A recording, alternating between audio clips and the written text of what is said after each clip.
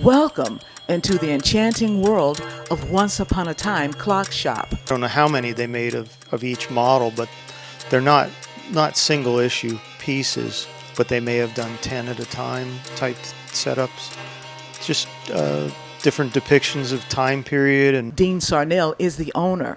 Sarnell has been in business since 1984. we do watch and clock repair, but the better watches and antique clocks. A large number of his clock collection dates back to the 19th, 18th, and 17th centuries. This is a Meissen from Dresden, Germany, 1880s, 1890s. It's got the four cherubs. There's other names they call them. Austrian. They only run for 2 days. The one on the right is a grand sonnery movement, and it has what's called an engine turn dial. The one is called the French Doré bronze. It's a gold-plated type process. It was used with the mercury and gold amalgam.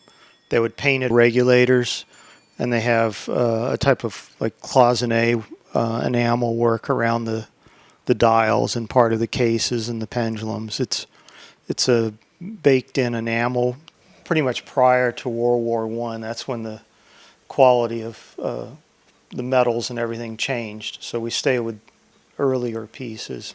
His store also features English bracket clocks and grandfather clocks. Trade term is long case or tall case, but the American term is grandfather clock. But for the older pieces, long case, tall case. He says this tall case brass style clock is from the 1780s and it has a large center second hand and moon face. In the rear of the shop is where he and his staff repair clocks. It's called a Schaublen 70 lathe. It's probably from the 40s or from the 50s. It's what was used to manufacture the watches in Switzerland. So it was used for laying out the watch plates in Switzerland. We use it for manufacturing small parts. Stacy is working on an early American grandfather clock. The wheels or the gears go in between the plates. Then there's cable. This is what the cables are wrapped around. It goes in here, and the cables have weights attached. The hands are attached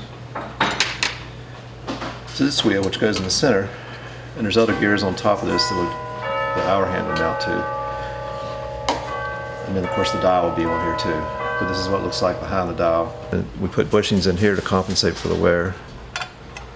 It brings everything back in tolerance again. And also on the top one here we have to polish these to where they're nice and shiny. Sarnell pointed out some of his favorite handcrafted clocks. I like early Black Forest carved clocks.